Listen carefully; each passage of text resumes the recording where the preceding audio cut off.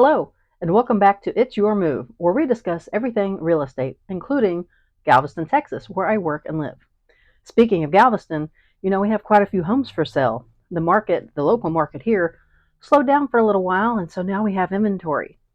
If you're looking to see something of the island living style, then come on down and check out some of these homes. The market's moving again, but it's still a good time to be a buyer. If you're interested in island life, I'll put a link in the description for you to do a search for Galveston homes. So while we're on that subject, how do you choose a good neighborhood?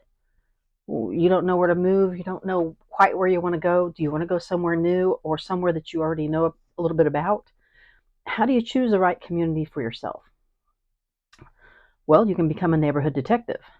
Figure out what you're looking for, do the research, and find a neighborhood that fits your wants and needs. Now, you don't have to be a private detective. You can go out and talk to local residents, local business owners, and find out, kind of the inside scoop. They can tell you what kind of activities go on there and what the community has to offer that might suit your needs. So, the first step is to profile your perfect neighborhood. Before you start scrutinizing the neighborhoods, however, turn the camera on yourself and think about what you really are looking for in the nice new neighborhood that suits exactly what you want. Visualize your ideal neighborhood and see yourself in it.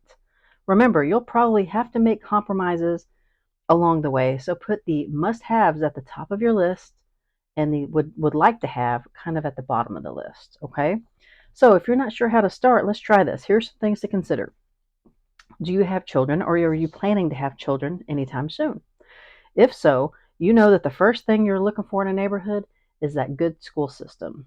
How do they stack up against each other, against the national average? Even if you're single and you're looking in an area that's got a much sought after school district, that's going to raise the value of your property. Even if you have kids, you also want to live close to parks and community recreation centers. Those are always nice to have. So what type of home do you want to have? Have you considered that? Are you interested in a single family home, a townhome, a condo? You may want to learn a little bit more about the different types of homes because, there's quite a few to choose from. So, are you willing to commute? Do you plan to drive or walk or take public transportation? Do you have a car or would you be willing to get a car? Do you want to be in a historic neighborhood or a newer development? By the way, historic neighborhoods do have a lot of character, tons of character. However, they often require ongoing repairs and they're governed by community associations with strict standards. Now, newer developments are nice, but they're typically further away from the city center and they're often a little more expensive. But they do have the modern conveniences. So, what is your current community lacking? Have you considered that? I mean, why are you moving? Is it because you want something different, something new, or do you just have to move for other reasons? So let's consider if you're landlocked, but you've always wanted to live on the waterfront. Put that at the top of your list. If you're a coffee junkie, having that coffee shop right down the street might be a dream come true. Do you want to be able to go places on foot? Is the area you're looking for walkable? Would you like to be within walking distance of shops, restaurants, and bars? Or would you be willing to have to travel to those businesses? Galveston, for example, one end of the island, we have the Strand and a lot of local business areas that is walkable and where a lot of the events and festivals happen. It's usually on one end of the island. On the other end of the island, you have the beach and some businesses, but not as much activities. So it depends on what you'd rather, be involved in. So go check it out and find out what's going on in the neighborhood that you want to go to. So think about what you want in a neighborhood. If you can't stand the late night noise, you'll probably want to steer clear of the college areas and the areas with a lively bar scene. Am I right? So what about new construction? Remember we talked about the modern homes and the nice conveniences, but the new construction that comes along with it, you may not want that noise. Let's consider no matter what home you buy, what if you have an empty lot next to you or behind you? Someday somebody might want to build something on that lot. Again, construction and you're already living in the home, You'll have to live with that construction noise until the completion of that project. So keep those things in mind when you're considering a new home. Now, number two, the step two is to zero in on the area. If you're moving within the same city, you're probably already aware of the different neighborhoods and what they have to offer. Choose the ones that the best match the list of wants on your list, especially those ones higher up. So if you're moving to a new city, you'll have to definitely do some more research. Start by picking one end of town or another. For example, if you work on the west end, well, choose the west end to shorten your commute maybe. In a bigger city, you'll also have to probably dial it down to a certain radius to get, there's more residences in a shorter distance, lots of blocks and blocks of homes, so you'll just need to narrow it down to a smaller area. That way you can focus your search. So the third step is get the suspects. With your area of the city in mind, start digging up information. Find interesting neighborhoods online, ask local real estate agents for recommendations, and compile all the background information you can, to include school information. We already talked about that. Look into the local public and private elementary, junior high, and high schools, as well as daycare centers. Crime statistics.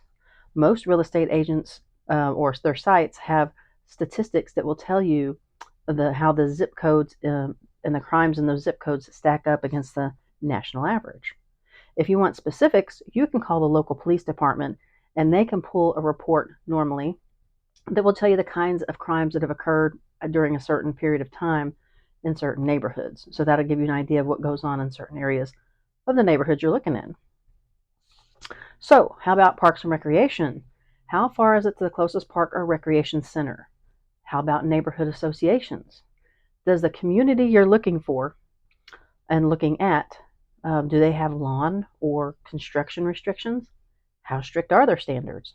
Is there a yearly fee? How much is that yearly fee? Sometimes they can get kind of hefty. How about tourist attractions if you're interested? Maybe you can get something online, but they also have guidebooks and convention centers and tourism bureaus websites to see all that the city has to offer. You can get some of that information on your own just by digging a little bit. Step 4, we're going to find some clues. Once you've done the background research, visit the neighborhoods in person that made the preliminary grade for you. There's no better way to paint the real picture of life in the neighborhood than put yourself there. Use all of your senses to complete that picture of the prospective community. So we're going to use all of our senses, right? Let's start with sight. What do you see?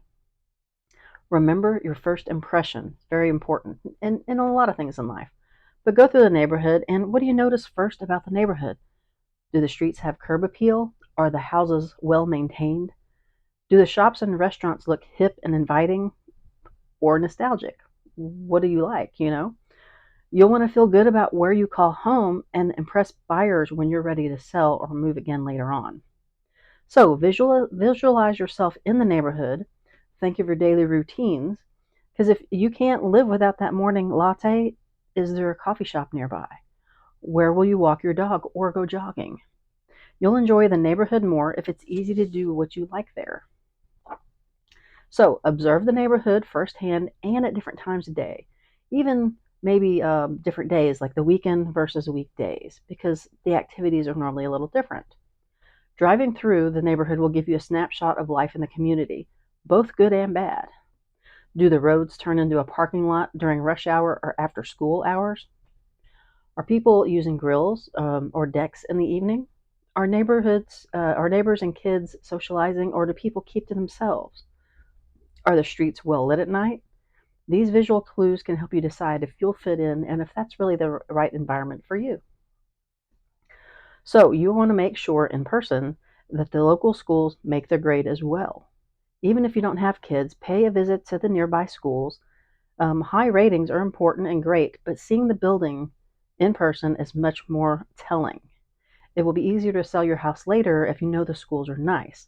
So look for the warning signs. Be on the lookout for signs that the neighborhood is in trouble. Do you see abandoned buildings?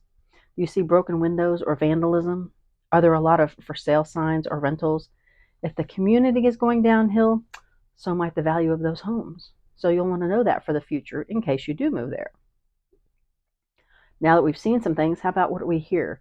What are the sounds? Stop and listen. Bird and nature sounds are generally pleasant. But what about the noises from the highway, the airport, the hospital, or the train? What about the nearby clubs and bars?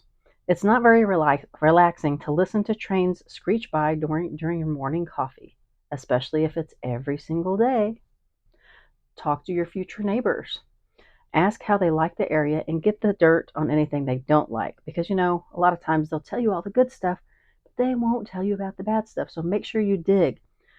What would they change about the place? Where are their favorite places to hang out? And hey, if they're rude, they probably wouldn't make good neighbors anyway. So talk to more people. You'll get the best information from regular people who aren't trying to make a sale, who have no skin in the game, nothing to lose by talking to you. Hit up your waiter for information when you're checking out the local food, because you'll probably, check out the local cuisine, am I right? Or ask the cashier at the gas station and ask them what they think about the neighborhood, about the people who come in. He knows the customers, probably, he or she. So let's move on to smells. Smells are important too. Specifically, are there any smells that stand out? You can't experience unpleasant smells on the internet, and they're not advertised in any brochure. But you can that'll certainly affect your decision about living in an area if there are off-putting smells. Take a big whiff of the air and ask yourself if you smell anything fishy or any bad odors. You may not be able to see that local dump, but you might be able to smell it from where you live, especially if the wind's blowing in a certain direction. So always good to know where those things are. You don't want to be downwind from them, right? And then finally, taste. I'm not talking about licking your prospective home's mailbox or anything, but ask yourself if the neighborhood matches your taste and living environment. Your taste and your preferences and what you want doesn't meet your criteria. Just because it's a nice neighborhood doesn't mean it's the right neighborhood for you. If the neighborhood meets your list but still feels wrong, search out another area. You can always go somewhere else. But trust your gut feeling, because after all, you're going to be the one who's living there, and probably for quite some time. So the final step is to close the case.